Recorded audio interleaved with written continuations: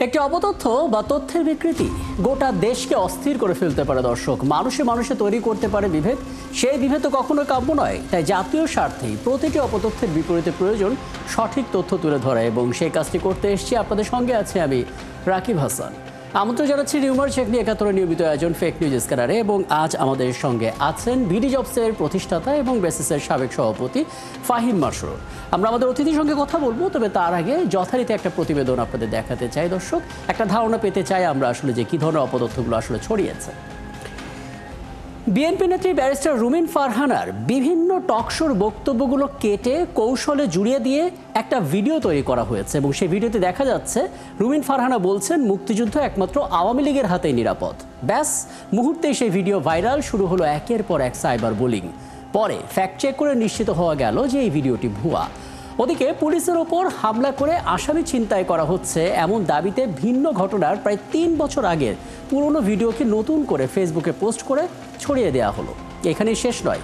ভারতের সংসদে শেখ হাসিনা এবং প্রধান উপদেষ্টা ডক্টর মোহাম্মদ ইউনূসকে নিয়ে তুমুল হট্টগোল হচ্ছে এরকম একটা ভিডিও ছড়িয়ে পড়েছে টিকটকে, বেশ কয়েকটি ভিডিও। পরে দেখা গেল সবগুলো ভিডিও হচ্ছে ফেক, এআই দিয়ে তৈরি। দর্শক, চলুন শুরুতে আমরা কয়েকটা ফ্যাক্ট চেক দেখে নিই, তারপর আলাপে যাব। গত ২৯ আগস্ট জাতীয় পার্টি ও গণ অধিকার পরিষদের সংঘর্ষের সময় একটি ভিডিও ভাইরাল হয়। সেখানে দেখা যায় সিঁড়িতে বসে থাকা এক ব্যক্তিকে লাল টি শার্ট পরা পরিহিত এক ব্যক্তি মারধর করছেন। দাবি করা হয় সিঁড়িতে বসে থাকা মানুষটি নুরুল হক নূর। তবে অনুসন্ধানে জানা যায় মারধরের শিকার ব্যক্তিটি নুরুল হক নূর নন, তিনি ছাত্র অধিকার পরিষদের নেতা আখতারুজ্জামান সম্রাট। এছাড়া টি শার্ট পরিহিত এই ব্যক্তি পুলিশের সদস্য বলেও জানা গেছে। সম্প্রতি ফেসবুকে ছড়িয়ে পড়া একটি ভিডিওতে দেখা যাচ্ছে সাবেক সংসদ সদস্য ও বিএনপি নেত্রী ব্যারিস্টার রুমিন ফারহানা বলছেন মুক্তিযুদ্ধ একমাত্র আওয়ামী লীগের হাতেই নিরাপদ। ক্যাপশনেও একই দাবি করা হয়েছে, তবে ফ্যাক্ট চেক করে দেখা গেল পুরোটাই মিথ্যা তথ্য। রুমিন ফারহানা এমন মন্তব্য করেননি। মূলত একটি সাম্প্রতিক টকশোতে তার বক্তব্যের একটি খণ্ডিত অংশকে বিভিন্নভাবে জুড়ে দিয়ে বিভ্রান্তিকর এই দাবিতে প্রচার করা হয়েছে। ওদিকে ঢাকার সিএমএম আদালতে ভাঙচুরের দৃশ্য দাবিতে একটি ভিডিও সামাজিক যোগাযোগ মাধ্যমে ছড়িয়ে পড়েছে। ভিডিওটিতে একদল বিক্ষুব্ধ জনতাকে পুলিশের গাড়ি ভাঙচুর করতে দেখা যায়। তবে সত্যিটা সামনে আনে রিউমার স্ক্যানার টিম। তারা জানায় ভিডিওটি সাম্প্রতিক সময়ের নয়, এটি গত বছরের আগস্ট মাসে ছাত্র জনতার আন্দোলনের সময়কার ভিডিও। এটা এখন নতুন করে মিথ্যা দাবিতে ছড়ানো হচ্ছে।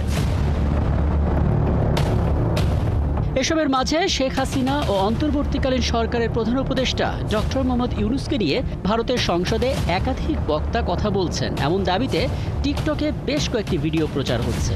তবে ফ্যাক্ট চেক করে দেখা গেল ভিডিওগুলো আসল নয়, কৃত্রিম বুদ্ধিমত্তা বা এআই প্রযুক্তি ব্যবহার করে ভুয়া ভিডিওগুলো তৈরি করা হয়েছে। এখানেই শেষ নয়। পুলিশের ওপর হামলার একটি ভিডিও ছড়িয়েছে ফেসবুকে। সেখানে দাবি করা হয়েছে আসামিকে ছাড়াতে পুলিশের ওপর হামলা। কক্সবাজারে টেকনাফে পুলিশকে মারধর করে আসামি ছিনতাই করছে। তবে ফ্যাক্ট চেক করে জানা যায় এমন কোনো ঘটনাই ঘটেনি। এটি টেকনাফের ২০২২ সালের একটি পুরনো ঘটনার ভিডিও। এটাকেই নতুন করে এই মিথ্যা দাবিতে ছড়িয়ে দেওয়া হচ্ছে। দর্শক, আজকের ফ্যাক্ট চেক বিশ্লেষণ করে দেখা গেল চলমান রাজনৈতিক ও জাতীয় ইস্যুকে ঘিরে মিথ্যা তথ্য জুড়ে দিয়ে অপতথ্য ছড়ানো হচ্ছে। বিশ্বাসযোগ্যতা বাড়ানোর জন্য ব্যবহার হচ্ছে এআই প্রযুক্তি। তারপর সামাজিক যোগাযোগ মাধ্যমের সবকটি প্ল্যাটফর্মে ধারাবাহিকভাবে ছড়িয়ে দেওয়া হচ্ছে ভুয়া প্রোফাইল কিংবা পেজ থেকে। রাকিব হাসান, ৭১, ঢাকা। আমরা মোটামুটিভাবে একটা ধারণা পেয়ে গেলাম যে কী ধরনের অপতথ্যগুলো ছড়াচ্ছে, এবং বেশিরভাগ ক্ষেত্রে আমরা দেখতে পাচ্ছি পুরনো কোনো ভিডিও সেটাকে নতুন দাবিতে নতুনভাবে ছড়িয়ে দেওয়া হচ্ছে, ভিন্ন ভিন্ন ক্লিপগুলোকে জুড়ে দেওয়া হচ্ছে, এবং বিশ্বাসযোগ্যতা বাড়ানোর জন্য এআই প্রযুক্তি ব্যবহার হচ্ছে। আলাপ করতে চাই, আমাদের সঙ্গে আছেন বিডি জবসের প্রতিষ্ঠাতা ও বেসিসের সাবেক সভাপতি জনাব ফাহিম মাসরুর। জনাব ফাহিম মাসরুর, আপনাকে আমন্ত্রণ জানাচ্ছি এবং ধন্যবাদ জানাচ্ছি আপনি আমাদেরকে সময়টা দিচ্ছেন। এবং আমরা দেখতে পাচ্ছি প্রতিদিন নতুন নতুন অপতথ্যগুলো ছড়াচ্ছে। যে ঘটনা সবচাইতে বেশি আলোচনা তৈরি করছে সেই ঘটনা নিয়ে তো বটেই, এখন দেখতে পাচ্ছি যে পুরনো ঘটনাগুলোকে সামনে আনা হচ্ছে। প্রথমত শঙ্কার জায়গাটা আপনি আসলে কি দেখছেন, এবং সামনে নির্বাচনের একটা রোডম্যাপের মধ্যে আমরা আছি, কি ধরনের ব্যবস্থাপনা নেওয়া উচিত আসলে? ধন্যবাদ। আসলে আপনি যেটা বললেন যে সামনে নির্বাচন, এবং আমরা জানি যে নির্বাচন যেহেতু খুব কম্পিটিটিভ একটা ব্যাপার, সেখানে আসলে একটা কম্পিটিশন থাকবে, প্রতিপক্ষকে ঘায়েল করার ব্যাপার থাকবে। তো সেই জায়গাটাতে সোশ্যাল মিডিয়া যে আসলে ব্যবহার হবে এবং সেক্ষেত্রে অনেক অপপ্রচার হবে, সেটা কিন্তু আমরা অনেক আগে থেকেই আসলে আমরা সবাই বুঝছিলাম। এবং এটা যে শুধু বাংলাদেশে হয় তা না, আমরা দেখেছি যে ইভেন ডেভেলপড ডেমোক্রেসি গুলিতে, আমেরিকা বা ইভেন ভারতের মতো জায়গাতেও কিন্তু এই জিনিসগুলো ইলেকশনের আগে আগে বেড়ে যায়। তো সেটার একটা ব্যাপার তো আছেই। আর এবারে আসলে আমরা জানি যে আসলে এআই অনেক বেশি একটা রোল প্লে করবে, কেননা এআই এর প্রযুক্তি এত ভালো হয়েছে, এখন আসলে খুব ডিফিকাল্ট কোনটা যে আসলে এআই জেনারেটেড এবং কোনটা যে আসলে রিয়েল। তো সেই জায়গাটাতে চেষ্টা করবেই অনেকেই। তো আমাদের এখানে আসলে দুটা ব্যাপার আছে, একটা হচ্ছে যে নির্বাচনের ব্যাপারে প্রতিপক্ষকে বেকায়দায় ফেলা, এটা একটা আছে। আরেকটা হচ্ছে কিন্তু আমরা জানি যে আমাদের দেশকে অস্থিতিশীল করার জন্য আসলে দেশি বিদেশি এক ধরনের চক্র কিন্তু কাজ করছে এবং এখানে প্রচুর আসলে খরচও করা হচ্ছে বলে আমরা জানি। তো সেই জায়গা থেকে আসলে আমি যদি বলি একেবারে স্পষ্ট করে, পতিত সরকারের যারা ছিলেন দেশের বাইরে, তারা কিন্তু অনেক সময় বিভিন্নভাবে অনেক টাকা খরচ করছে এই সকল ফেক ভিডিও তৈরি করার জন্য, যাতে বিভিন্ন ধরনের অস্থিতিশীলতা তৈরি করা যায়। তো সেই জায়গাটাতে আসলে আমার কাছে মনে হয় যে আমাদের সবারই আসলে একটু সচেতন থাকা উচিত, বিশেষ করে আমাদের যারা আইন শৃঙ্খলা বাহিনী, তাদেরকে আসলে এই জিনিসগুলো যত তাড়াতাড়ি ক্লারিফিকেশন দেওয়া সম্ভব সেটা করতে হবে, যাতে কোনো ধরনের ফেক নিউজ করে কোনো ধরনের প্রতিক্রিয়া না হয়। তো সেটা একটা ইম্পর্টেন্ট একটা ব্যাপার। সবচেয়ে বড় যে বিষয়টা সেটা হচ্ছে প্রান্তিক অঞ্চলের মানুষগুলোর মধ্যে এই স্বাভাবিক ডিজিটাল লিটারেসিটা আনা। কারণ আমরা দেখতে পাচ্ছি স্মার্টফোন এখন সবার হাতে এবং সবাই আসলে ফেসবুকের রিলসগুলো দেখছেন। মানে কোনটা তারা বিশ্বাস করবেন, কোনটা করবেন না, এটার জন্য তো একটা ক্যাম্পেইনের প্রয়োজন, একটা মুভমেন্টের প্রয়োজন। সেটা আসলে কিভাবে হওয়া উচিত বা কতটুকু গুরুত্ব দেবেন আপনি এখানে?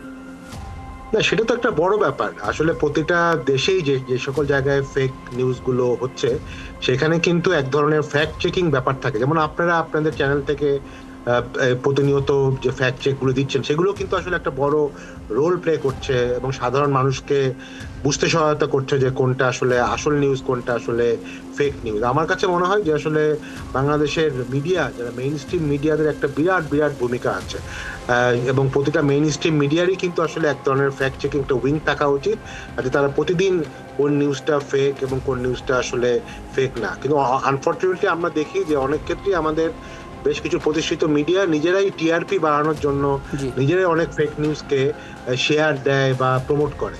তো সেটা আসলে অত্যন্ত এক ধরনের ঝুঁকিপূর্ণ কাজ, এবং আমি মনে করি যে মিডিয়াকে প্রচুর রেসপন্সিবল হওয়া উচিত এবং তারা যাতে ফ্যাক্ট চেকিং ব্যাপারটাকেও নিজেদের একটা সার্ভিস হিসাবে তারা নিয়ে আসে। এবং আমি মনে করি যে নির্বাচন কমিশন এবং সরকার এক ধরনের বাজেট দেওয়া উচিত, যে এবং এটা অন্যান্য দেশেও আছে, যে সরকারি এক ধরনের বাজেট দেওয়া থাকে বিভিন্ন ফ্যাক্ট চেকিং অর্গানাইজেশন গুলোতে, তাদেরকে দেওয়া হয় যাতে তারা তাদের একটা প্রফেশনাল এই জিনিসগুলিতে কাজ করা হয়। বাংলাদেশের যেই দু একটা ফ্যাক্ট চেকিং আছে, তারা কিন্তু আসলে একেবারেই বেশিরভাগ ক্ষেত্রে ভলেন্টারি একটা কাজ তারা করছে। তো এটা কিন্তু আসলে বেশি দূর মানে সাপোর্ট দেওয়া যাবে না। তো সেই জায়গায় তারা যাতে একটা প্রফেশনাল ভাবে ফ্যাক্ট চেকিং এক ধরনের সার্ভিস তৈরি হয় বাজারে, সেই ব্যাপারে আসলে সরকারের এক ধরনের পদক্ষেপ নিতে হবে। এটা খুব চমৎকার একটা পরামর্শ আপনি দিয়েছেন, কারণ ফ্যাক্ট চেকারও আমাদেরকে প্রায় বলেন যে অপতথ্য এত বাড়ছে, আমরা ঘুরে ফিরে সেই rumour scanner, fact watch, broom Bangladesh, যাচাই, এগুলোর মধ্যেই থাকছি। আরও নলেজ শেয়ারিং, আরও প্রশিক্ষণের প্রয়োজন রয়েছে। সব শেষ, আমরা আলোচনা একেবারে শেষ পর্যায়ে আছি। একটু বলবেন আসলে আমরা সরাসরি টেক জায়ান্টদের সঙ্গে কিভাবে নেগোসিয়েশন করতে পারি, আমাদেরকে তারা কতটা ভ্যালু দিচ্ছে, সেক্ষেত্রে কোনো জটিলতা আপনি দেখেন কিনা? আসলে তারা আমাদেরকে একেবারেই ভ্যালু দিচ্ছে না, কারণ এটা যেহেতু তারা বাংলাদেশে এখনো পর্যন্ত তাদের কোনো আনুষ্ঠানিক বা অফিসিয়াল অফিসই তারা করেনি, সেই জন্য তারা আসলে আমাদেরকে আমাদের সরকারি বা বেসরকারি পর্যায়ে কোনো ধরনের সাপোর্ট তারা দিচ্ছে না। সেই জায়গায় আমরা অনেকদিন ধরে বলে আসছি যে এই যে প্ল্যাটফর্মগুলো আছে, আমি যদি বলি ফেসবুক বা গুগল, ইউটিউবে যে প্ল্যাটফর্মগুলো আছে, তাদেরকে বাংলাদেশে রেজিস্টার করাতে হবে এবং তাদের যাতে ইনফ্রাস্ট্রাকচার বা ডাটা সেন্টার বাংলাদেশে থাকে, সেই ব্যবস্থাটা এনশিওর করতে পারে। তারা বিভিন্ন সময়ে বিভিন্নভাবে আমাদেরকে বলেছে, আনঅফিশিয়ালি বলেছে যে যেই আইনগুলো বর্তমানে আছে তাদের জন্য বা যে কোনো এক ধরনের টেকনোলজি প্ল্যাটফর্মের জন্য, সেই আইনগুলো আসলে তাদের জন্য একেবারে উপযোগী না। তো সেইখানে বেশ কিছু আইনের তারা সংস্কার চেয়েছে। তা আমি মনে করি যে এই ব্যাপারটা সরকারকে বা আইসিটি মন্ত্রণালয় এবং বিটিএসসি কে তাদের সাথে এঙ্গেজ করতে হবে, যাতে তারা বাংলাদেশে রেজিস্টার করে।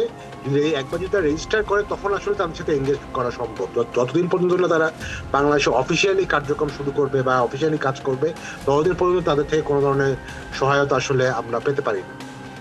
অনেক ধন্যবাদ, এবং বরাবরের মতো বেশ কিছু কার্যকরী পরামর্শ আপনি দিলেন, এবং সামনের কোনো আয়োজনে নিশ্চয়ই আমরা আসলে টেক জায়ান্টদের সঙ্গে আলোচনাটা কিভাবে শুরু করা যায় এবং এদেশে তাদের অফিস তৈরি করার ক্ষেত্রে কোন কোন পদক্ষেপগুলো নিয়ে যায় সেগুলো নিয়ে আশা করি কথা বলার সুযোগ হবে। অনেক ধন্যবাদ আমাদেরকে সময়টা দেওয়ার জন্য। ছিলেন এতক্ষণ বিডি জবসের প্রতিষ্ঠাতা ও ব্যাসিসের সাবেক সভাপতি ফাহিম মাসরুর, এবং আমরা কথা বলছিলাম যে অপতথ্যগুলো আমরা দেখলাম ছড়িয়েছে, সেগুলোর পথ বন্ধ করার জন্য আসলে কি করণীয় সেই সাজেশনটা নিয়ে চেষ্টা করলাম। এবং দর্শক, আপনারা আছেন ফ্যাক্ট চেক নিয়ে ৭১-এর নিয়মিত আয়োজন ফেক নিউজ স্ক্যানারে। প্রতিদিন আমরা রিউমার দূর করতে হাজির হব ঠিক একই সময়ে একইভাবে, এবং আপনারা যুক্ত হতে পারেন। যে কোনো খবর যদি আপনাকে সংশয়ে ফেলে, সেটা একটি স্ক্রিনশট আমাদেরকে মেইল করতে পারেন। মেল আইডি দেখতে পাচ্ছেন fns.71tv@gmail.com, অথবা ফেসবুকে যুক্ত হতে পারেন www.facebook/fakenewsscanner এই ঠিকানায়। আমরা এই তথ্যের ফ্যাক্ট চেক করে আপনাদের জানাবো।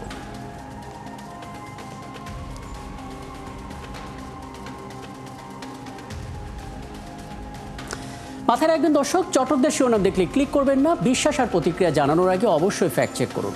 থাকুন ৭১-এর সাথেই।